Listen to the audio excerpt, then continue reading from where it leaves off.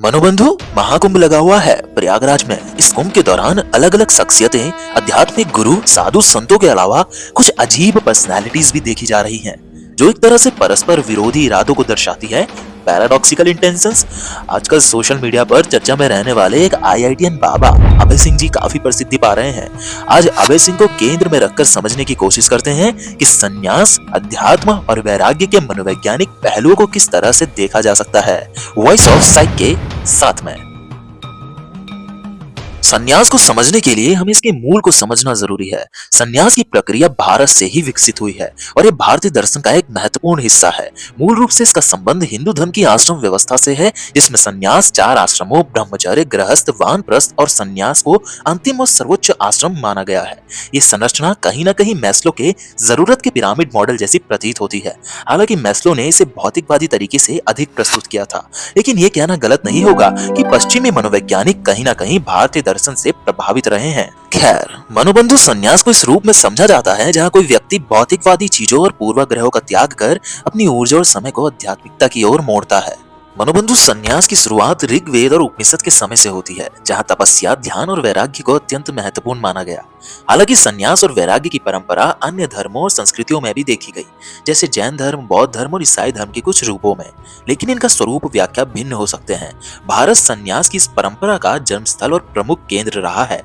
अगर हम अभय सिंह के मामले का अध्ययन करें तो वो कहते हैं कि मैं ना सन्यासी हूँ, मैं ना वैरागी हूँ, ना मैंने सोचा है कि मैं कौन हूँ, मैं तो सत्य की खोज कर रहा हूँ। अभय के मामले को अगर हम मनोविज्ञान के अस्तित्ववादी शाखा यानी एग्जिस्टेंशियल साइकोलॉजी के तहत रखें तो उनकी समस्या का समाधान समझा जा सकता है। आइए मनोबंधु अब अभय की कहानी को भी समझते हैं। अभय ने IIT बॉम्बे से एरोस्पेस इंजीनियरिंग की पढ़ाई की है।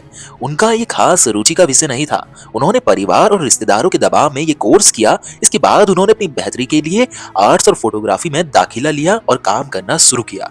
लेकिन उनके माता पिता फिर भी कहते थे, बेटा तुम IAS का एग्जाम निकाल लो। पढ़ाई में उत्कृष्ट होने के बावजूद अभय कहते थे, मुझे वो बनना ही नहीं है। लेकिन उनके पिता फिर भी कहते थे कि सिर्फ निकाल लो, बनना मत। अभय अपने परिवार की कंडीशनिंग को बताते हुए कहते हैं कि वे घरेलू हिंसा और झगड़े जैसे माहौल को देखते थे, जिसका असर उन पर ऐसा पड़ा कि अब वे शादी से डरते हैं। इन सब परिस्थितियों के बीच अभय कई आंतरिक संघर्षों से लड़ रहे थे। इन्हीं संघर्षों के दौरान उनका झुकाव दर्शन शास्त्र और अध्यात्म जैसे विषयों की ओर हुआ। उन्होंने अपने जीवन के उद्देश्य और अर्थ की खोज शुरू की। यह स्थिति अभय के लिए एक अस्तित्व संकट यानी एग्जिस्टेंशियल क्राइसिस था, जहां वे समझ नहीं पा रहे थे कि इस दुनिया में वे क्या करने आए हैं और किन चीजों में वो खुशी को महसूस कर सकते हैं। एक चिकित्सक को ना चुनते हुए अभय ने इस चीज को खुद ही एक्सप्लोर करने की सोची और शुरू कर दी सत्य की खोज। पर अभय एक वेल एजुकेटेड पर्सन है।